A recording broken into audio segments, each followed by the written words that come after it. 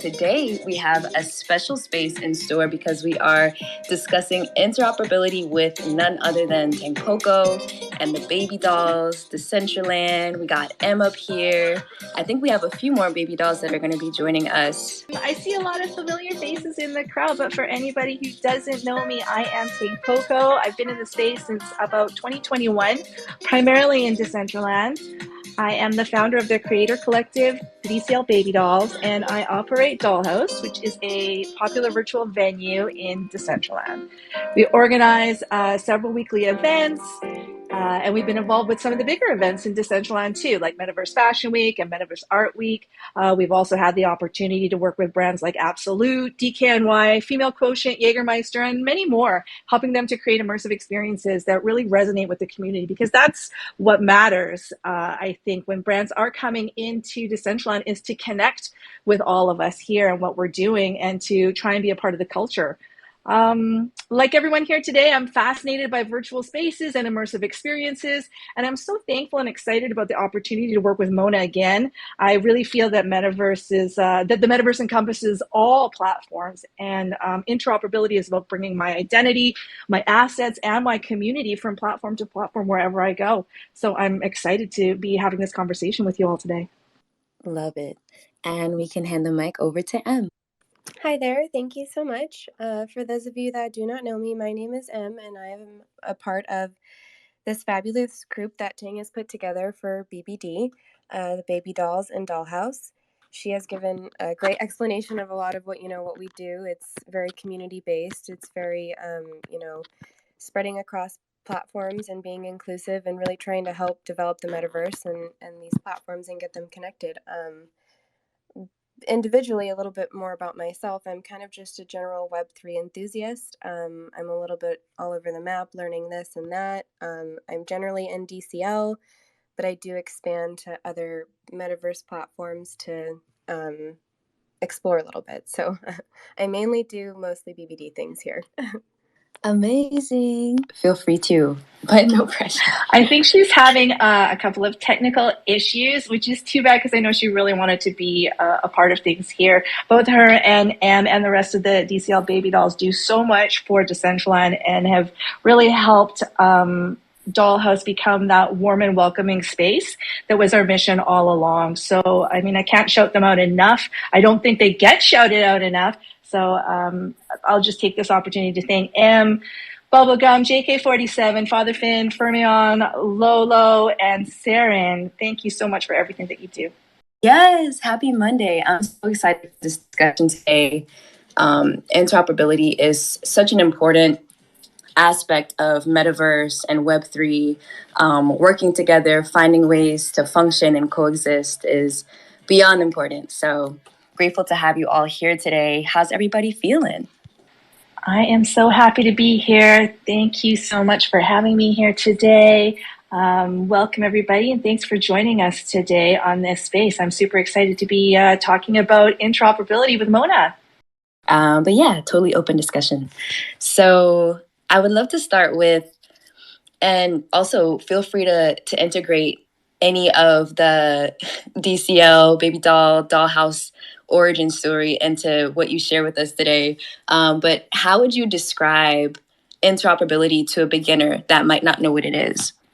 Okay. How would I describe it? I will actually start with our origin story. Back in 2021, when I first started, the metaverse was kind of a lonely place, and you wandered around, you didn't know where to go. It took a long time for me to find a group of people to belong to. And a lot of that was being able to create my own group of people with the DCL Babydolls and creating Dollhouse. And that made me sort of realize that I had my own identity in the metaverse, that I wasn't just a faceless, nameless avatar roaming around. It was about finding a group of people, introducing myself, finding my potential, and sharing experiences with people together on a consistent basis. I think interoperability is sort of the second part of that, where we're able to go from place to place with our digital identities. We don't have to start new every single time. I kind of think about it as kind of maybe it's kind of like a passport. So we have the same identity from platform to platform wherever we go. It's sort of like a global citizenship that way. That's how I would explain it. And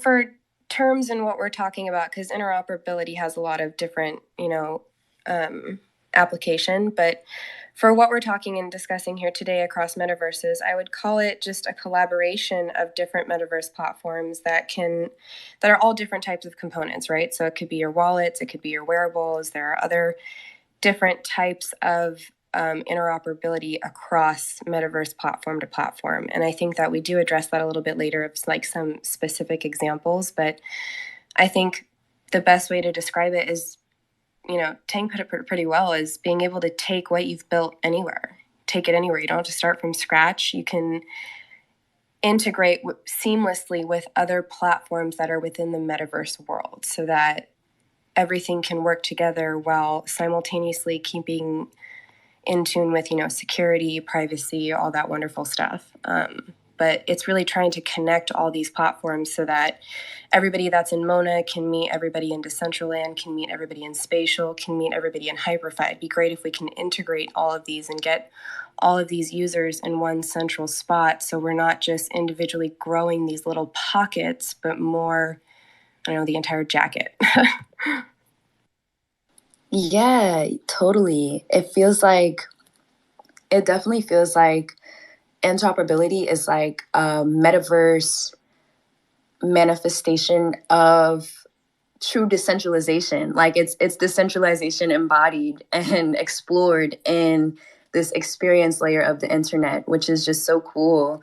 And I feel like, especially as artists, there's so much value there because when it comes to things like your intellectual property, you don't want to be like stuck or stagnant in one place. So that ability to take your creations with you and develop and build them over platforms that genuinely support what you do and want to see you grow is just the best feeling.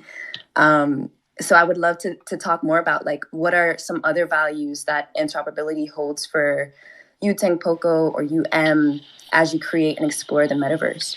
I think it's interesting to talk about it in terms of personal branding as well. When you mentioned that you don't want to be restricted as an artist to one platform, being able to outreach into different platforms is going to help your personal branding. And personal branding is a lot about visibility and recognition. So being able to have your same identity, your same logo, your same, whether it's wearables or experiences, whatever those assets are, crossing over to different metaverses, that's extremely important as you're doing your personal branding or your business branding. If you're a business coming into this as well, it's important about this feature in a much bigger way than just Decentraland.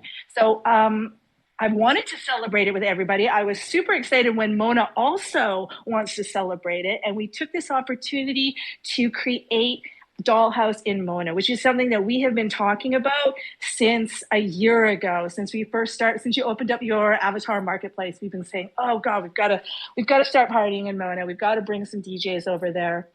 And finally, it's coming to fruition. So the party is called Double Trouble. Fantastic name. 2 parties. We have so many giveaways starting today from community partners in Decentraland. We've got True, Decentral Games, we've got Casa Rustan, we have Spotty Wi-Fi, and we have Roomway. Roomway in particular is going to be showing off some of their amazing vehicles so that we can see what it looks like inside Mona, just as we are familiar with them inside Decentraland. Everybody has been super generous, super supportive. Mona has a really exciting AR feature where you can capture a baby doll in the wild. I'm going to let Mona talk a little bit more about that. I'm excited to use that. I have not used a whole lot of AR yet, but I'm super intrigued by all of it. And if I can capture a baby doll in the wild, I mean, why not? I'm going to let Em talk about our DJs, some of the things that we have planned, and also how to figure out how to get our VRMs into Mona. It's not hard, but watch the video and we'll be there to help you. Yes, we do have our DJs coming out on Friday for this event. We have, I believe it's Gucci and Buffalo. I want to make sure I'm saying it right. Am I pronouncing it right? Because I I don't want to pronounce it wrong. I love the French accent. Do it again. Buffalo. Yes. Oh, yes. So we'll have these wonderful DJs from the community of Decentraland out DJing this event. We're super excited. They're so community loved, and they just bring an awesome show every time. And then, yes, to get your avatars into Mona.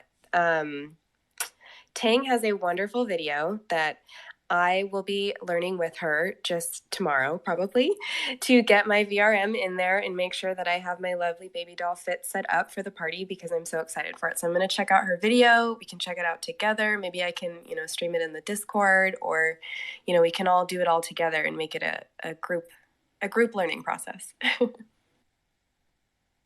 Yes, and I just linked the video beneath the Twitter Spaces. I'll pin it up to the top too for easier access.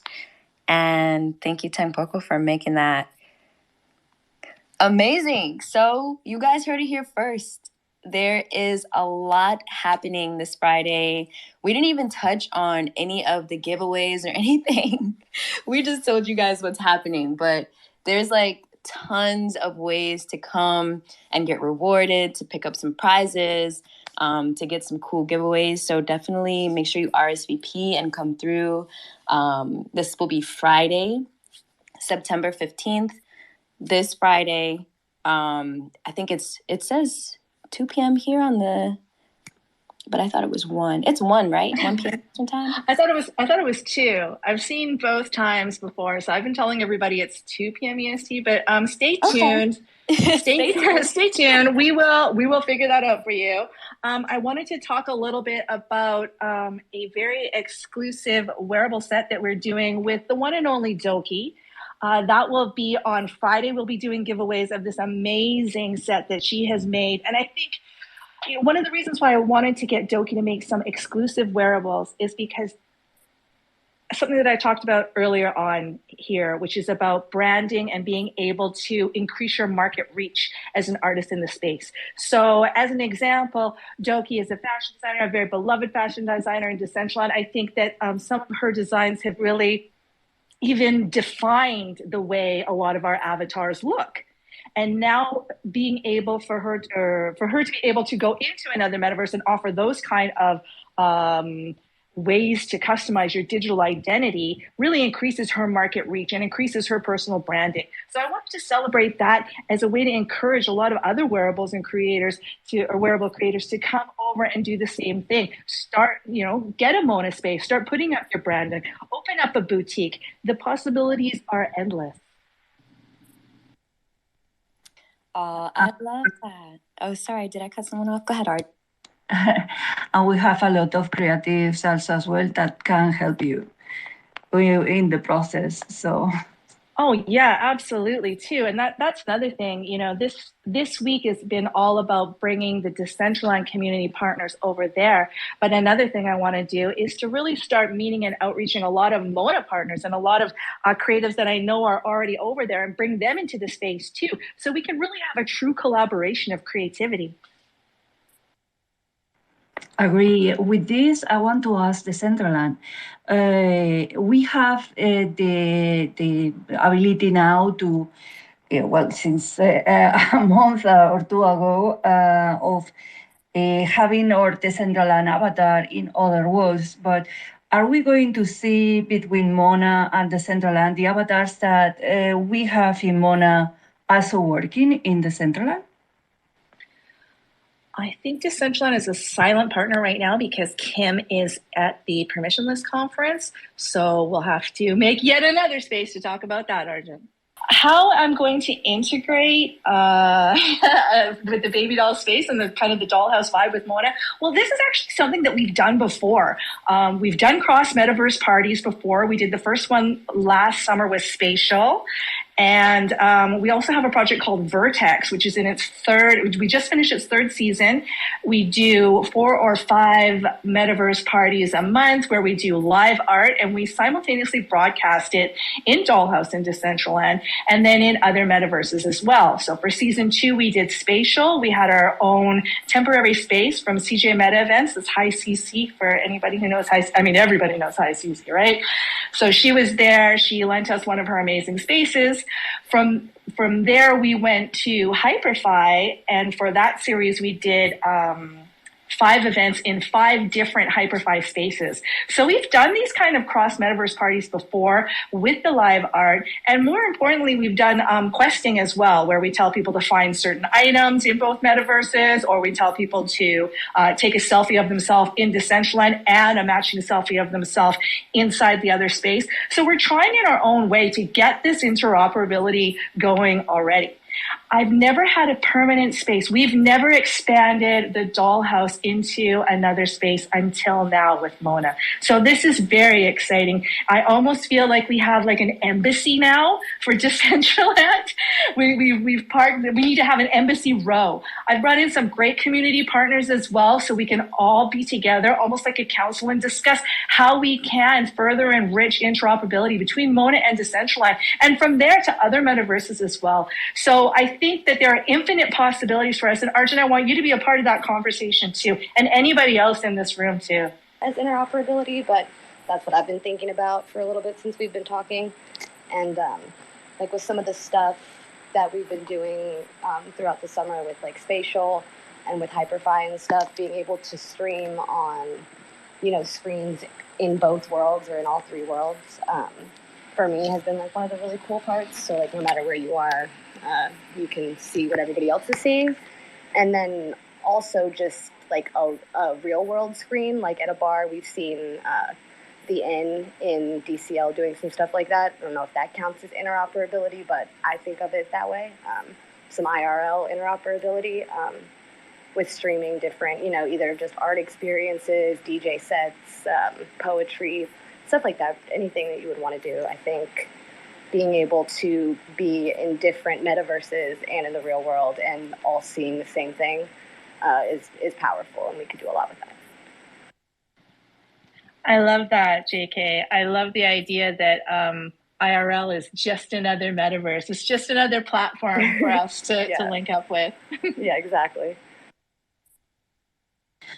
I want to say that it is true that we need a lot of that, and that Mona has already, with the Monograms and El Cafecito, the first interoperability with the community of buildings of the Decentraland during the Cafecito first season. So we need more of that, I think. The ability to explore and join communities from different metaverses, to explore not only different metaverses, but to do things in those metaverses that contribute to the global metaverse. Yes, the global metaverse. I love that. That's what I was thinking as well. I love that. Let's go. These are great answers. Yeah, Arjun, you've done an amazing job with interoperability as well in terms of streaming, with El Cafecito, and especially reaching to the audience of Metaverse explorers that are Spanish speaking. I think that's another important area, is like, how can we lower like the barriers, the language barriers, and make connecting in the Metaverse across countries, across languages, even more interoperable. So there's like, you can go really deep with this. And then at the same time, it's like, keep it simple. It's like as simple as you make it. But yeah, I love it. I love this stuff. Are there any other thoughts or questions for Tang Poco or the Babydolls? My last one, Tampoco. You are a female in a male-dominated world of technology. Your team, we have 2 females also as well. So how do you feel about this? How are your thoughts? Also, this is open to M and JK, of course. It's a big question, I think. Yes, I'm a female in the space, and I think when I came in 2021, it was even more male dominated than it is now. I think Decentraland is a really special place where I've never really felt discriminated against or left out for being a woman, but at the same time, it feels really great to be part of a female strong collective like the DCL Babydolls. We are not all female, but a female strong collective, and I think Dollhouse has always been a real safe space in the metaverse as well for anybody that might be feeling a little bit uncomfortable. Or, we've had people just come in and say like, "Oh, so this is where the girls hang out," and that feels really good to be able to be a space where people could go and find a way to connect in a way that makes them feel familiar and safe. I do think that having females come in and seeing strong females making an impact in Web3 and in the metaverse can be really optimistic for them. So I'm glad if I'm in any way some kind of somebody that they can come and talk to if they need resources or if they need help, and not just me, but all the Babydolls as well. I'd love to hear what M and JK think about this, and even anybody else as well. How do you feel about it? I think I'm kind of in the same boat as you. I've never really felt super discriminated against for being a woman within this space. I feel like the community here is pretty accepting and pretty, willing to share resources and try and help each other grow. So I think that that's really fantastic.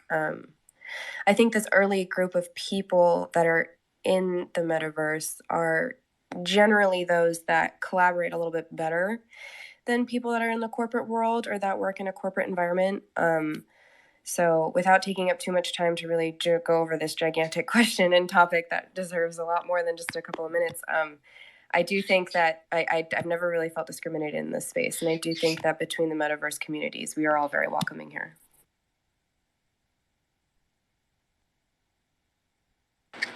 Yeah, I would agree with that as well. It's always like coming into, especially a space where, you don't really know anybody. It can be very, very intimidating. And, people just being nice to you and like realizing that there's not a huge like gatekeeping aspect to the communities that we're building, and that we're being built before I came in and welcomed me so nicely, and just having enough people that are aren't gonna try to one up you or hide things from you and just like build off of each other, and the sharing of tips and like how to do things and like educating me on all the stuff that I didn't realize has been life-changing for me in a bunch of different ways, just because there's so many different people that know so many cool things, and for the most part there's not like a gatekeeping aspect to the community that we hang out in, which is nice. It definitely makes a big difference. That said, I will say that because we're in such a new space and we're really just starting the building blocks of creating what is going to be the history of the next digital era, it's important that all perspectives get to be shared. And, my way of looking at things might not be the same way of your way of looking at things. And that's, maybe I'm a male, or maybe I'm a female and you're a male, or maybe you're from a different country, or I'm a mixed race person. My perspective is going to be a little bit different on the way things are than yours. And it's important that as we create the culture, everybody's voice gets heard and everybody's perspective has a chance to shape things. So the more inclusivity we have, the more diversity we have, the richer of the tapestry this experience will be for everybody.